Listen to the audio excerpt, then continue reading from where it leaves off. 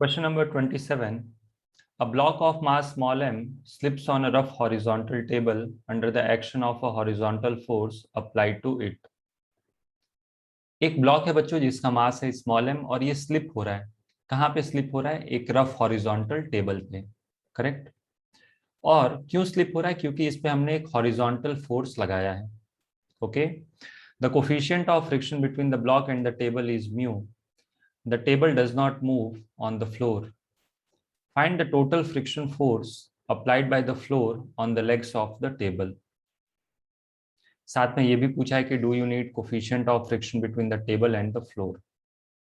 देखो मैं आपको सिचुएशन समझाता हूं कि क्या है।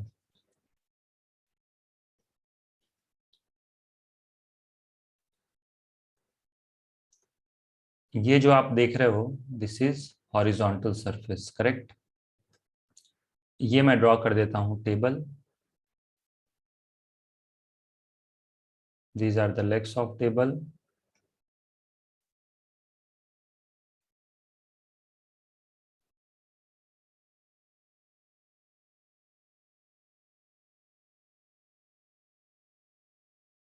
ओके। और एक ब्लॉक है जो कि इस टेबल पे स्लिप कर रहा है। देखो this is a block. Okay.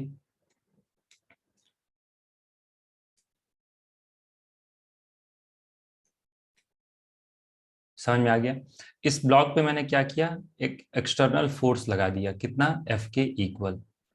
So this is external force F acting on the block. और ये ब्लॉक क्या कर रहा है? ये ब्लॉक जो है ना बच्चों ये स्लिप कर रहा है. ओके। समझ में आ रही मेरी बात? तो इस ब्लॉक पे क्योंकि स्लिपिंग हो रही है तो इस ब्लॉक पे एक फ्रिक्शन लगेगा. ओके। देखो अगर जो मैं इस ब्लॉक का फ्री बॉडी डायग्राम ड्रॉ करूं, this is block of mass m. इस पे फोर्स एक एक्सटर्नल फोर्स मैंने लगा दिया. ओके।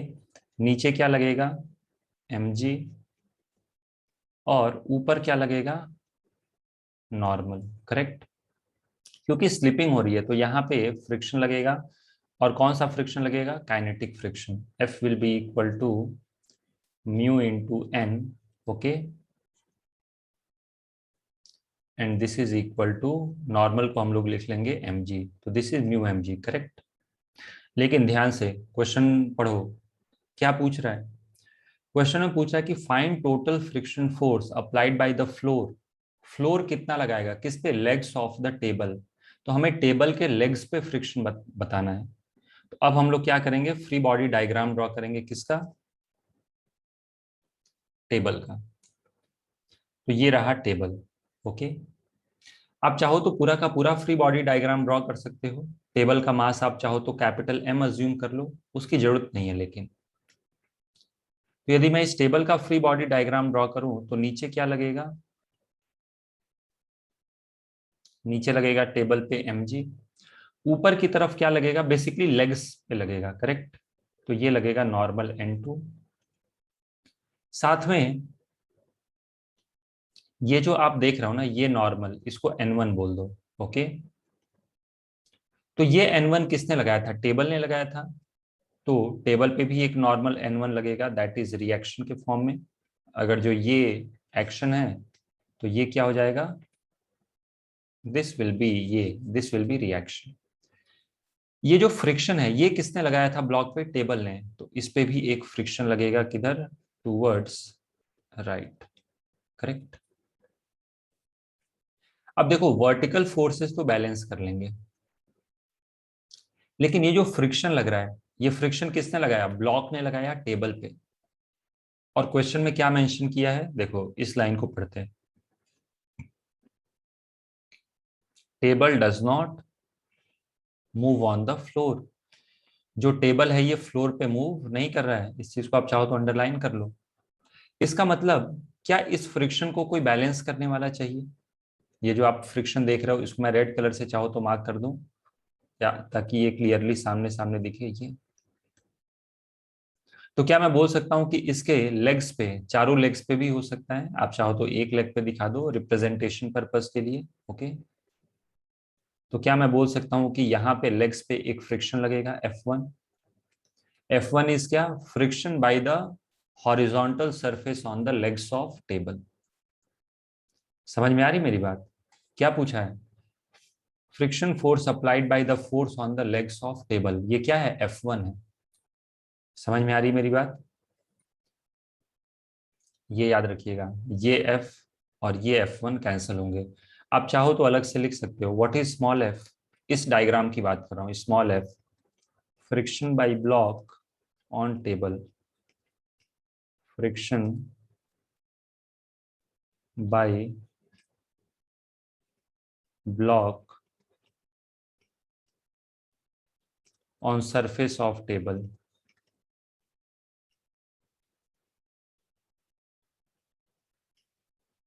करेक्ट। F1 क्या है? Friction by ground on legs of table, friction by ground on legs of table, यही तो पूछा है क्वेश्चन में। और क्योंकि क्वेश्चन में मेंशन किया गया कि टेबल मूव नहीं कर रहा है, तो क्या मैं बोल सकता हूं कि ये F इस F1 को बैलेंस कर लेगा? Yes. Therefore considering equilibrium of table,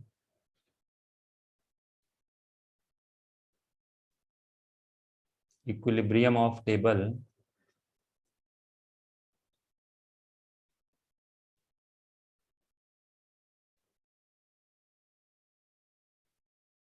यदि टेबल का इक्विलिब्रियम कंसीडर किया जाए तो F1 is equal to F, this is equal to mu m ji.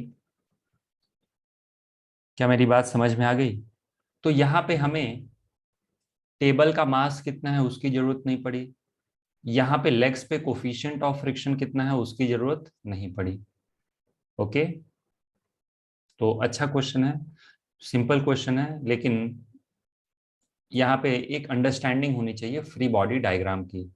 Okay, तो इस क्वेश्चन से यही टेस्ट हो रहा है। Okay, next question number 28। देखो क्वेश्चन नंबर 28 लेंदी है, लेकिन कॉन्सेप्चुअल क्लैरिटी के लिए इंपॉर्टेंट है कि ढंग से फ्री बॉडी डायग्राम ड्रॉ करने आता है कि नहीं। ओके, तो यहाँ पे मेन जो टेस्ट है वो है फ्री बॉडी डायग्राम का। जिसे फ्री बॉडी डायग्राम ड्रॉ करने आता है वो कर लेगा, जिसे नहीं आता है उसे परेशानी होगी।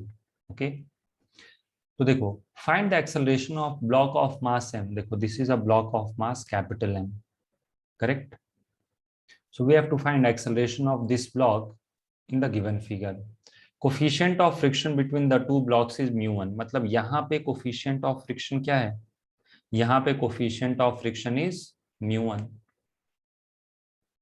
Okay, and that between the bigger block and the ground is μ2। यहाँ पे कोफिशिएंट ऑफ फ्रिक्शन कितना है? μ2 है। और हमें क्या बताना है? We have to find acceleration of this block. इस ब्लॉक का एक्सेलरेशन फाइंड करना है, करेक्ट। ओके,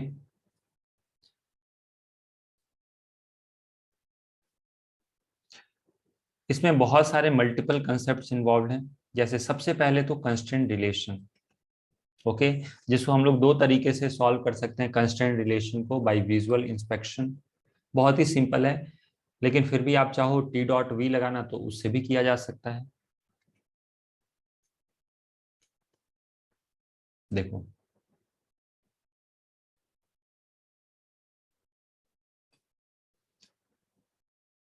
यहाँ पे if this tension is T, तो ये भी टेंशन क्या होगा? T के इक्वल। ये भी टेंशन क्या होगा? T के equal. And this tension is also equal to T, correct. Let us assume कि ब्लॉक का एक्सेलरेशन है आगे की तरफ A, करेक्ट।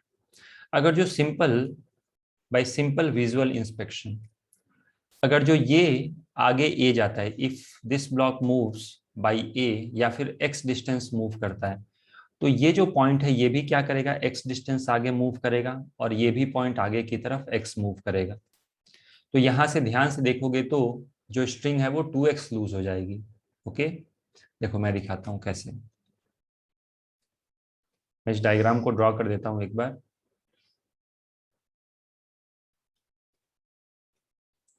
तो ये मैंने हॉरिजॉन्टल सरफेस ड्रॉ कर लिया। This is block. Okay,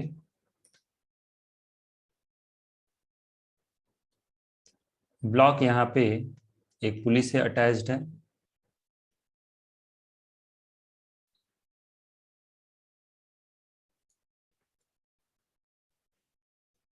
okay,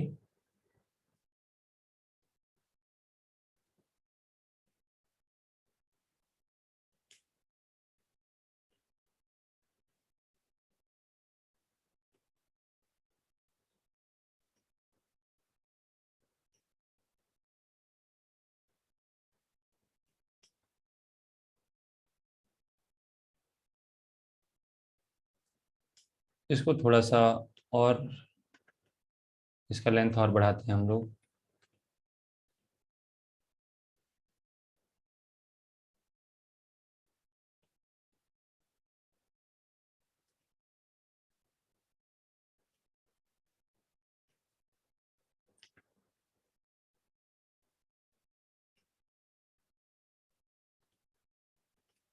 यहाँ से एक और स्ट्रिंग अटैच्ड है,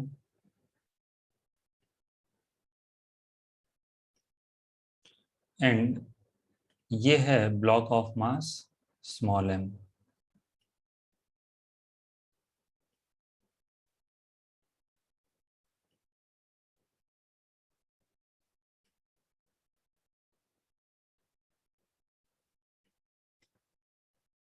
this is mass small m, this is mass capital M, correct.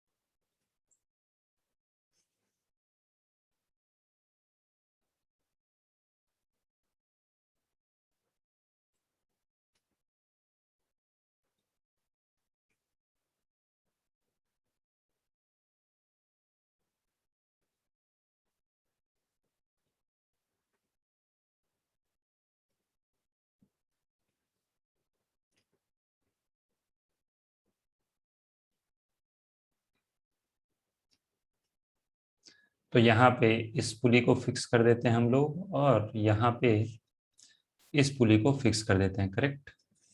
ये हमने डायग्राम पूरा ड्रॉ कर लिया। ओके, अब देखो यहाँ पे थोड़ा सा अगर जो हम लोग विजुअलाइज करें, ध्यान से देखना, मैं दो तरीके से इस कंस्ट्रेंट को एक्सप्लेन कर सकता हूँ।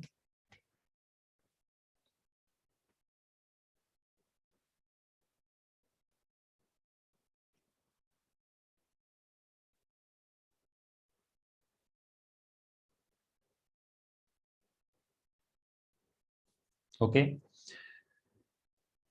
देखो सबसे पहले तो अगर जो ये ब्लॉक x डिस्टेंस आगे मूव करता है, ओके, ध्यान से समझना,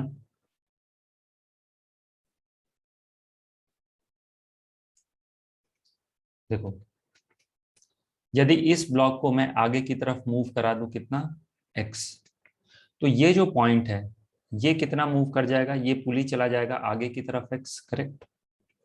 और ये जो पॉइंट है ये भी आगे की तरफ मूव कर जाएगा बाई x, करेक्ट। ये भी आगे आ गया बाई x। मतलब ये वाला जो स्ट्रिंग है इतना पार्ट, ये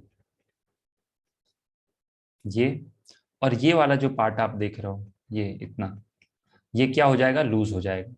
तो ब्लॉक क्या होगा, ब्लॉक इसके इक्वल नीचे आएगा, this is equal to 2x।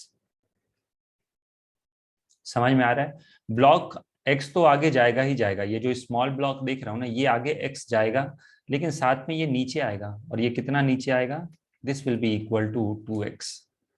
यहाँ पे डायग्राम इसको जस्टिफाई नहीं कर रहा है क्योंकि ये लेंथ छोटा दिख रहा है, लेकिन ये 2x है, तो मैं इसको कम दिखा देता हूँ, this is x, this is 2x।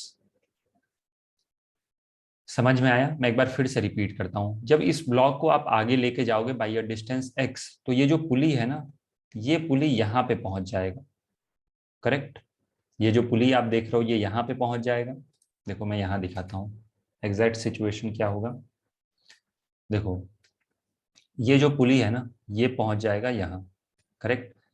ये कुछ ऐसा हो जाएगा, ये ब्लॉक आ जाएगा नीचे, अपने पास स्पेस नहीं है, नहीं तो मैं आपको और ढंग से दिखाता। ये देखो, ये जो ब्लॉक है ये नीचे आ गया, ओके। ये पुली यहाँ आ गया। ये जो आप बड़ा वाला ब्लॉक देख रहे हो ना, ये बड़ा वाला ब्लॉक, ये पहुंच जाएगा इधर कुछ, ओके। समझ में आ रहा है? और यहां से ये पार्ट ऑफ स्ट्रिंग हो गया लूज, ओके। इसका मतलब ये जो ब्लॉक है, okay, block of mass small m, ये क्या होगा, ये 2x नीचे आएगा और x जाएगा आगे। ये पहला अप्रोच हो गया, करेक्ट। ये x आगे क्यों जाएगा? क्योंकि एक वेज कंस्ट्रेंट लग रहा है। वेज कंस्ट्रेंट बोले तो ये जो ब्लॉक है, अगर जो ये आगे की तरफ x मूव कर रहा है, तो अपने साथ साथ इसे आगे तो मूव कराएगा ही कराएगा, लेकिन जो स्ट्रिंग लूज हो रही है उसकी वजह से ये जो आप देख रहे हो ना, ये 2x नीचे आ जाएगा, करेक्ट। समझ में आ गया? इसका मतलब अगर जो मैं एक्सेलरेशन का रिलेशन लिखूं, तो यदि कैपिटल एम का एक्सेलरेशन ए है, तो इस ब्लॉक का एक्सेलरेशन आगे की तरफ ए होगा और नीचे की तरफ क्या होगा, नीचे की तरफ होगा 2a के इक्वल। तो ये आ गया constraint relation, okay. Constraint relation निकालने का एक और मेथड हो सकता है, क्या हो सकता है ये, टी डॉट वी।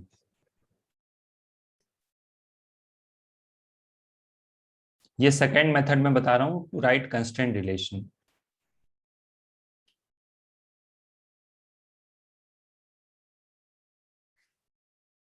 आप क्या करोगे, फ्री बॉडी डायग्राम ड्रॉ करोगे और टी डॉट वी लगाओगे, या फिर इस मेथड को यूज कर सकते हैं, sigma T dot X T dot V या T dot A is equal to 0, correct. तो देखो, ये बच्चों है हमारा डायग्राम, ओके। इस ब्लॉक को, ये सब कुछ हटा देते हैं हम लोग, सॉरी। देखो, मैं कुछ पार्ट को इरेज करने जा रहा हूं।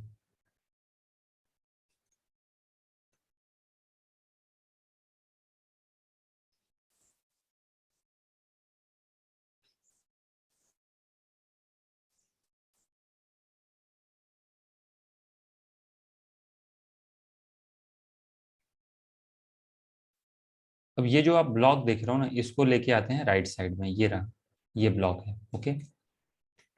इस ब्लॉक पे याद रखिएगा फोर्सेस कैसे लगेंगे। इस पे एक टेंशन लगेगा ऊपर, करेक्ट। यहाँ पे क्या हो रहा है, यहाँ से एक टेंशन लग रहा है नीचे, यहाँ पे एक टेंशन लग रहा है इधर, और यहाँ से एक टेंशन लग रहा है ऐसे। समझ में आ गया? यहाँ से एक नॉर्मल लगेगा N1, तो इस पे लगेगा एक नॉर्मल N2, करेक्ट। ये कंप्लीट फ्री बॉडी डायग्राम नहीं है, ये सिर्फ मैं टेंशन और नॉर्मल लिख रहा हूं ताकि हम लोग कंस्टेंट रिलेशन लिख पाए, ओके। अब ध्यान से देखना, इस ब्लॉक का एक्सेलरेशन ए होगा, ये तो कंफर्म है। इसका एक्सेलरेशन मुझे नहीं पता, तो इसका एक्सेलरेशन मैं मान लेता हूं a1, और इस तरफ एक्सेलरेशन अज्यूम कर लेता हूं a2, करेक्ट। अब जो स्ट्रिंग है, स्ट्रिंग का नेट पावर जो डेवलप होगा, ओके, नेट पावर जो स्ट्रिंग का डेवलप्ड होगा, टी डॉट वी वो 0 होना चाहिए, इसीलिए टी डॉट ए भी क्या होना चाहिए, 0। तो देखो, ये जो टेंशन है, इस टेंशन का ए के साथ डॉट प्रोडक्ट करेंगे तो क्या आएगा, T A, yes. So this is T A, याद रखिएगा मैंने किसके लिए लिख रहा हूं। अच्छा, इस टेंशन का इसके साथ डॉट प्रोडक्ट करूंगा तो 0 आएगा, यस। इस टेंशन का टी डॉट ए करूंगा तो कितना आएगा, टी ए। समझ में आ गया? नॉर्मल का नहीं करेंगे, नॉर्मल का अलग से करेंगे, ओके। ये मैंने गलत लिख दिया, इस पे नॉर्मल N1 पीछे लगेगा, तो इस पे नॉर्मल N1 आगे की तरफ, करेक्ट। अब इसके लिए जब आप टी डॉट ए करोगे तो देखो, दो दो एक्सेलरेशन है, लेकिन जब डॉट प्रोडक्ट लोगे ना, तो टी डॉट A1 0 आ जाएगा। टी डॉट A2 जब करोगे तो क्या आ जाएगा, minus T A2, and this is equal to 0। समझ में आ रहा है क्यों नेगेटिव हुआ? क्योंकि A2 जो है और ये टेंशन और ये A2, ये दोनों अपोजिट डायरेक्शन में है, ओके, तो यहां से अब आपको दिख रहा है this implies 2TA minus TA2 is equal to 0. This implies A2 is equal to 2A. अच्छा, नॉर्मल नॉर्मल का लिखना तो बहुत ही आसान है। N1 dot A, N1 dot A करोगे तो ये माइनस N1A हो जाएगा। ये क्या हो जाएगा, N1A1 हो जाएगा, क्योंकि यहाँ पे दोनों का डायरेक्शन सेम है। तो sigma N dot a should be equal to 0। इसको क्या बोलते हैं, this is called wedge constraint. तो यहां से क्या हो जाएगा, N1 माइनस N1A। क्यों माइनस N1A, क्योंकि देखो ये जो N1 है ये लेफ्ट साइड में लग रहा है, और ये जो A है ये टूवर्ड्स राइट है, तो 180 डिग्री का एंगल है, तो डॉट प्रोडक्ट इज नेगेटिव। यहाँ पे देखो ये है N1 और ये है A1।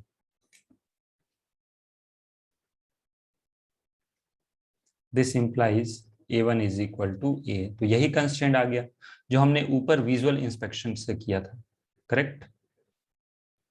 तो इस चीज को याद रखिएगा। याद रखने का सिंपल तरीका क्या है, देखो इस डायग्राम से भी आप चाहो तो समझ सकते हो। जब ये ब्लॉक आगे की तरफ x डिस्टेंस मूव करेगा, तो ये जो स्मॉल ब्लॉक है ना, ये आगे x तो जाएगा ही जाएगा। दूसरा क्या होगा, यहां से x स्ट्रिंग लूज होगी और यहां से भी x स्ट्रिंग लूज होगी। तो कितना टोटल लूज हुआ, 2x। तो ये टोटल नीचे कितना आएगा, 2x। समझ में आया। तो ये x आगे तो जाएगा ही जाएगा, नीचे कितना आएगा, 2x। इसी चीज को मैंने यहाँ पे समझाया है, करेक्ट। मैं फिर से रिपीट कर देता हूं, देखो यहाँ पे तो आपको दिख ही रहा है, यहां से कितनी स्ट्रिंग लूज हुई, x। यहां से कितनी लूज हुई, x। तो टोटल जो लूज हुई उससे ये क्या आएगा, नीचे की तरफ आएगा। समझ में आ गई मेरी बात। तो दो तरीके से मैंने आपको कंस्ट्रेंट बता दिया है, दोबारा खुद से भी ट्राई करना है। अब क्या करना है, F free body diagram draw करना है, F is equal to M a लगाना है और सॉल्व कर लेना है। ओके, तो चलो अब हम लोग ड्रॉ करेंगे फ्री बॉडी डायग्राम। ध्यान से देखना, यदि मैं फ्री बॉडी डायग्राम ड्रॉ करूं किसका, कैपिटल एम का, तो जितने भी कांटेक्ट दिख रहे हैं पहले वहां पे उसे रिमूव किया जाए।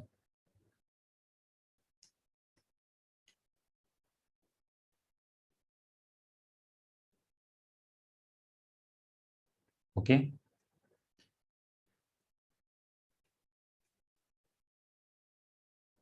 ये दूसरा,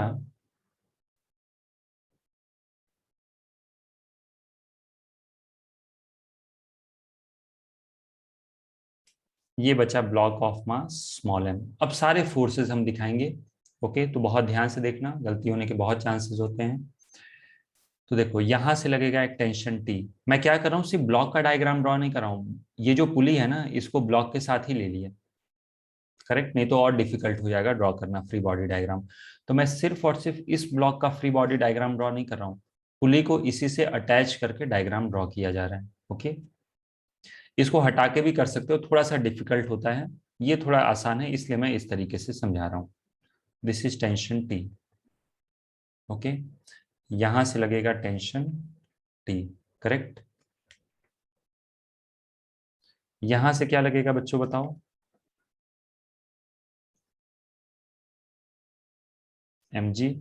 ओके, ऊपर क्या लगेगा इस पे, ऊपर दिखा देते हैं एक नॉर्मल फोर्स N2, करेक्ट। इस ब्लॉक पे आ जाओ, इस ब्लॉक पे ऊपर क्या लगेगा, टेंशन टी। नीचे क्या लगेगा, नीचे लगेगा mg। ये आगे क्यों जाएगा, क्योंकि आगे यहाँ पे लगेगा एक नॉर्मल फोर्स N1। इस N1 का रिएक्शन लगेगा यहाँ पे, ये N1, करेक्ट। अब देखो हम लोगों ने डायग्राम, चलो मैं दोबारा ड्रॉ कर देता हूं आप लोगों के लिए, ध्यान से देखना। ये जो ब्लॉक आप देख रहे हो ना, ये किधर आ रहा है, इस कैपिटल एम के रिस्पेक्ट में ये नीचे आ रहा है। तो इसका मतलब इस ब्लॉक पे, ये जो स्मॉल ब्लॉक है ये नीचे आ रहा है, तो इस पे फ्रिक्शन किधर लगेगा, ऊपर की तरफ। आपको दिख रहा है ना, देखो ये जो ब्लॉक होगा, मैं आपको दिखाता हूँ कैसा होगा इसका मोशन। देखो ऐसे नीचे आ रहा होगा, देखो ये जो दिख रहा है ना, ये ऐसे देखो ऐसे नीचे आ रहा है, नीचे आ रहा है, नीचे आ रहा है, ऐसे नीचे। तो इस पे फ्रिक्शन किधर लगेगा? इस पे फ्रिक्शन लगेगा ऊपर की तरफ। समझ में आ गया? फ्रिक्शन जो है किधर लगा? In upward direction, correct. तो यहाँ पे एक फ्रिक्शन लगेगा, फ्रिक्शन को मैं रेड कलर से मार्क कर दूं, ऐसा। सो this is friction F1, okay. यहां से इसका रिएक्शन लग जाएगा F1 नीचे की तरफ। इसका फ्री बॉडी डायग्राम हो गया कंप्लीट, ओके। अब यहाँ पे क्या होगा? यहां से लगेगा एक F2 पीछे की तरफ। और याद रखिएगा कि F1 और F2 जो है ना, दे आर काइनेटिक फ्रिक्शन, क्योंकि रिलेटिव मोशन हो रहा है। क्वेश्चन में खुद ही बोल रहा है कि एक्सेलरेशन बताओ, और एक्सेलरेशन तो तभी बताओगे ना जब रिलेटिव मोशन हो रहा है, ओके। F1 क्या हो जाएगा? μ1 n1, μ1 इंटू n1, ओके। चाहो तो लिख लो, F1 की वैल्यू क्या हो जाएगी? μ1 इंटू n1, और F2 क्या हो जाएगा? μ2 इंटू n2, ओके। अब इसके लिए हम लोग क्या करेंगे? इक्वेशन लिखेंगे। पहला इक्वेशन आएगा यहां से,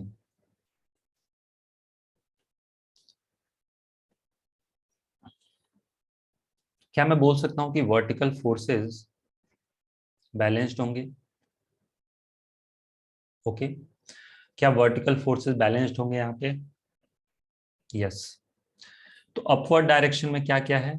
सिर्फ n2 है, तो अपवर्ड डायरेक्शन में है n2। डाउनवर्ड डायरेक्शन में क्या है? mg plus T plus F1, okay. F1 को आप चाहो तो डायरेक्टली, क्योंकि F1 को बहुत लंबे टाइम तक खींचना सही नहीं है, तो यहीं पे रिप्लेस कर लेते हैं μ1 n1 से। तो यहां से इक्वेशन क्या आ गया? n2 is equal to mg plus T plus μ1 n1, okay. इसको बोल देते हैं इक्वेशन 1, ओके। अब क्या करेंगे हम लोग? F is equal to M a apply करेंगे। आप चाहो तो कंस्ट्रेंट लिख लो। कंस्ट्रेंट क्या है कि इस ब्लॉक का जो एक्सेलरेशन है वो किधर है? Towards right. तो हम लोग इस डायरेक्शन को अज्यूम कर लेंगे पॉजिटिव, करेक्ट। इस डायरेक्शन को अज्यूम कर लेंगे पॉजिटिव, मतलब ये फोर्स पॉजिटिव, ये फोर्स पॉजिटिव, ये फोर्स नेगेटिव, और ये फोर्स नेगेटिव, करेक्ट। तो जब मैं F is equal to M a apply करूंगा इसके लिए, okay, F is equal to mass into acceleration, तो नेट फोर्स क्या आ जाएगा? Tension plus tension. देखो ये दोनों टेंशन हो गए पॉजिटिव, ये टेंशन और ये टेंशन। N1 और F2 हो जाएंगे नेगेटिव, तो -n1 minus F2 is equal to mass into acceleration, correct. तो 2t माइनस n1, F2 कितना होगा? आप चाहो तो F2 तो यहां से भी लिख सकते हैं हम लोग। देखो हमें यहीं पे लिखना पड़ेगा, इसको मैं थोड़ा सा और नीचे लिख देता हूँ। F2 क्या हो जाएगा? F2 will be equal to μ2 n2, correct. n2 already यहाँ पे निकाला है, इस वैल्यू को सब्स्टिट्यूट कर दो। So this is μ2 mg plus T plus μ1 n1, correct. समझ में आ रहा है?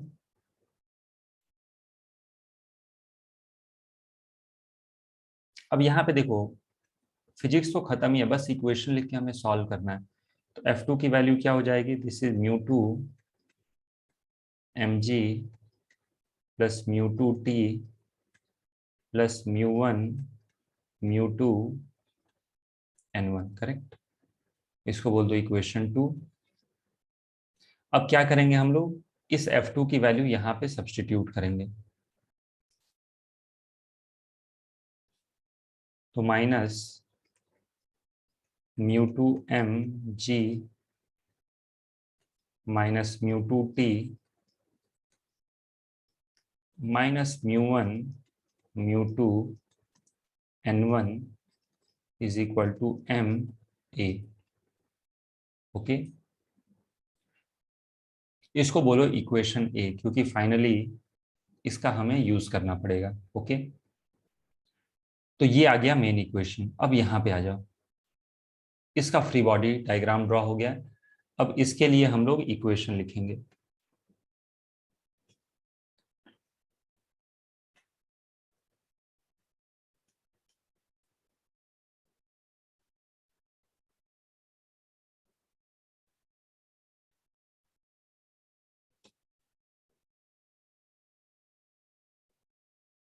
इसके लिए मैं कंस्ट्रेंट अगर जो अलग से लिखूं, तो इसका एक्सेलरेशन है आगे की तरफ a, और नीचे की तरफ क्या है इसका एक्सेलरेशन 2a। तो एक बार हम लोग x डायरेक्शन में f is equal to m में अप्लाई करेंगे, दूसरी बार y डायरेक्शन में f is equal to m में अप्लाई करेंगे। तो यहाँ से तो डायरेक्टली आ गया n1 इज इक्वल टू कितना ma। x डायरेक्शन में मैंने f is equal to m में अप्लाई कर दिया। अब y डायरेक्शन में अप्लाई करेंगे, तो इस डायरेक्शन को मैं अज्यूम करूंगा पॉजिटिव। ओके, डाउनवर्ड डायरेक्शन को मैं अज्यूम करूंगा पॉजिटिव। तो mg हो गया पॉजिटिव, f1 हो गया नेगेटिव, p हो गया negative, this is equal to m into 2a। Correct.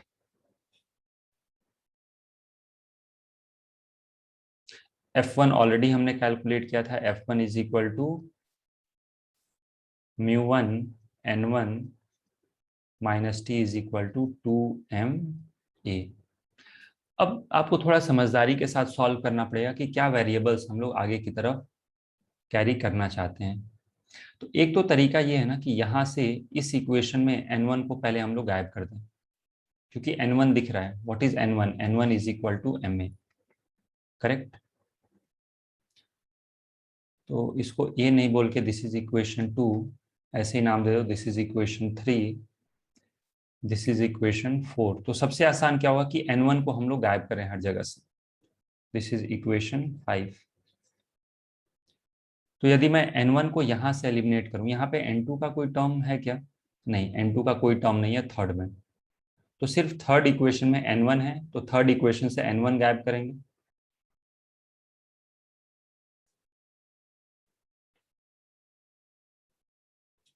तो substitute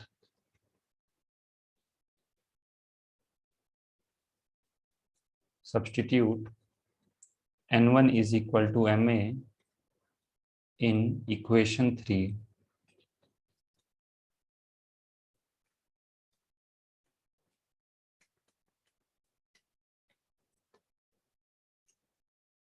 So this implies 2t, n1 को हम लोग राइट हैंड साइड में लेके जाएंगे। Okay, minus μ2 mg minus μ2t is equal to ma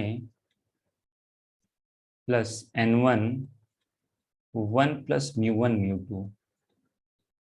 okay, this implies 2t minus μ2t minus μ2 mg is equal to ma n1 की जगह क्या लिखना है बच्चों हमें? Small ma।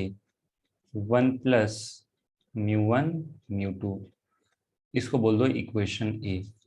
करेक्ट।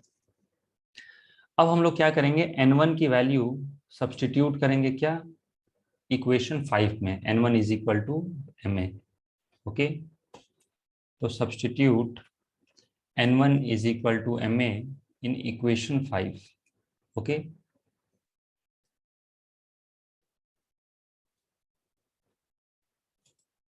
देखो अब यहाँ पे फिजिक्स नहीं चल रहा है, ये प्योर मैथ्स चल रहा है, जहाँ पे रिलेशन निकाल दिया है, सॉल्व करके इक्वेशन को मुझे ए की वैल्यू निकालनी। ओके, तो ये क्या इक्वेशन हो जाएगा? इक्वेशन 5 ये रहा। तो मैं क्या लिखूंगा? mg minus T is equal to 2ma plus μ1 n1, n1 की जगह रख दो ma, तो 2ma plus μ1 ma, correct. So this is mg minus T is equal to, आप कॉमन भी ले सकते हो, वो तो हम लोग बाद में डील कर लेंगे, μ1 ma। This is equation B. अब इक्वेशन ए और बी में देखो तो सिर्फ और सिर्फ जो वेरिएबल है वो टी है, बस हमें यहाँ से टी को एलिमिनेट करना है और आंसर निकाल लेना है। ओके, तो मैं एक बार सामने सामने इन दोनों को लिख देता हूँ। दिस इज इक्वेशन ए, देखो दिस इज इक्वेशन ए को और कैसे लिख सकते हैं हम लोग, ए को ऐसे लिख सकते हैं, यहाँ से टी कॉमन ले लो, तो this is 2 minus mu two m g is equal to M a plus m a 1 plus, या एम ए लिख लो प्लस एम ए μ1 μ2, पूरा एक्सपेंड करके ही लिख लो, क्योंकि ऐड करेंगे तो परेशानी हो सकती है। ये इक्वेशन ए को ही मैंने दोबारा लिख लिया। इक्वेशन बी को देखो, बी इक्वेशन को क्या करो, 2 माइनस μ2 से मल्टीप्लाई कर दो। ओके, ताकि जब हम लोग ऐड करें तो सब कुछ एलिमिनेट हो जाए। तो बी को हम लोग क्या करने जा रहे हैं, multiply B by 2 minus mu two. तो बी इक्वेशन में m g 2 minus mu two हो जाएगा, minus T into 2 minus mu two, ये हो गया left hand side. Right hand side क्या आ जाएगा, यहाँ पे तो मुझे लग रहा है स्क्वायर वगैरह भी आ जाएगा, जिस तरीके से ये जा रहे हैं। चलो देख लेंगे, कोई दिक्कत नहीं है। तो यहाँ पे देखो, ये सॉल्व करना है, तो इसको मैं क्या एम ए 2 प्लस μ1 लिख सकता हूँ, इसको यहीं पे लिख दें क्या, एम ए 2 प्लस μ1, ऐसे लिख लें। एम ए मैंने कॉमन ले लिया, 2 प्लस μ1 आ गया, तो this is M A 2 plus μ1, और इसमें क्या मल्टीप्लाई करना है, 2 माइनस μ1, तो हो सकता है कुछ कैंसल हो। ओके, तो दिस इज एम जी, इसको लिख सकते हो 2mg minus μ2 mg minus T 2 minus μ2। Okay, this is equal to M A, देखो ये हो गया a plus B A minus B, तो क्या मैं बोल सकता हूँ कि this is 4 minus μ1 square. Okay, एक गड़बड़ कर दी ना हम लोगों ने, सॉरी, मल्टीप्लाई 2 माइनस μ2 से कर रहे हैं, ये ध्यान नहीं दिया। अच्छा हुआ अभी देख लिया, नहीं तो आगे और पंगे होते। तो इसको पूरा प्रॉपर मल्टीप्लाई ही करना पड़ेगा। ओके, तो यदि आप मल्टीप्लाई करोगे, मैं कर दूं क्या यहाँ पे, 2 2 जा 4 माइनस 2 μ2 प्लस 2 μ1 माइनस μ1 μ2, करेक्ट। और ये आ गया इक्वेशन बी। आप चाहो तो इक्वेशन बी को एक्सपेंड करके भी लिख सकते हो, ताकि सामने सामने दिखे कि क्या कैंसिल हो रहा है। ओके, तो देखो this is 2mg minus μ2 mg minus T 2 minus μ2, correct. This is equal to 4ma minus 2 μ2 ma plus 2 μ1 ma minus ma μ1 μ2। तो ये आ गया इक्वेशन बी। अब इन दोनों इक्वेशन को कर दो ऐड। ओके,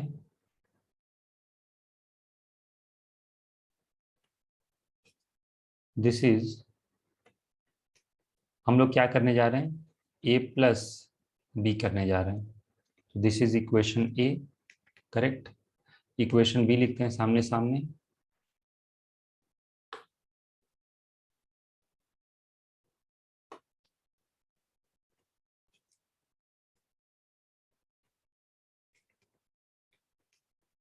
ये था 2 mg, करेक्ट। जब इन दोनों को ऐड करोगे तो ये टर्म तो गया कैंसल आउट, ये टर्म भी कैंसिल हुआ, करेक्ट। तो यहाँ पे क्या जाएगा, कुछ हमने और मिस कर दिया क्या कॉपी करते टाइम? ओके, μ2mg था यहाँ पे। ओके, तो this is equal to 2mg minus μ2mg minus μ2 capital mg, correct. Okay, अब राइट हैंड साइड में देखो, ये एम ए है और ये है 4 mA, तो क्या ये 5 mA बन जाएगा? ओके, तो सबसे पहले तो कैपिटल एम ए लिख लेते हैं, ये आ गया कैपिटल एम ए। ये कंबाइन होके इसके साथ क्या बन जाएगा, 5 mA। Okay, this is equal to 5 mA minus 2 μ2mA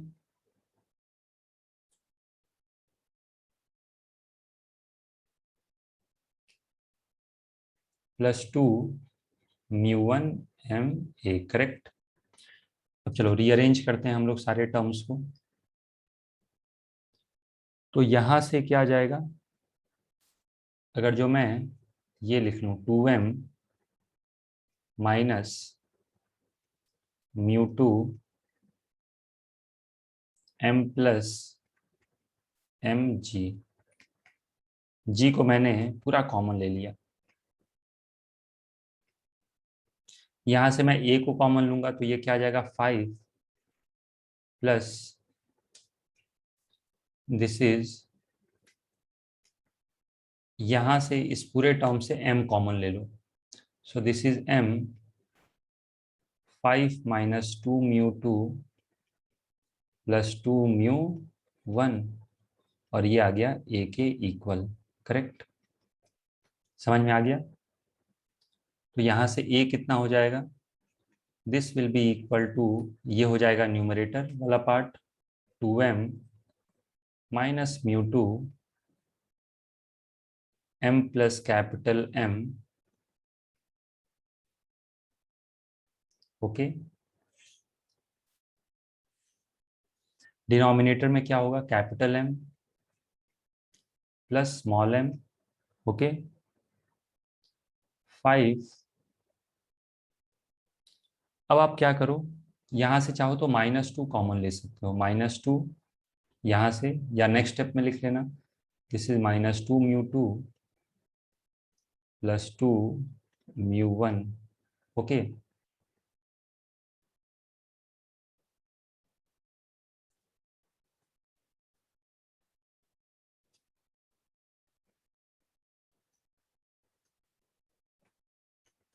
यहां से मैं क्या कर सकता हूं, यहां से -2 यदि मैं कॉमन ले लूं तो ये क्या हो जाएगा, दिस विल बी μ2 माइनस μ1।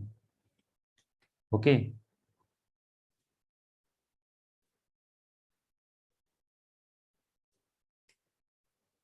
ये आंसर आ गया।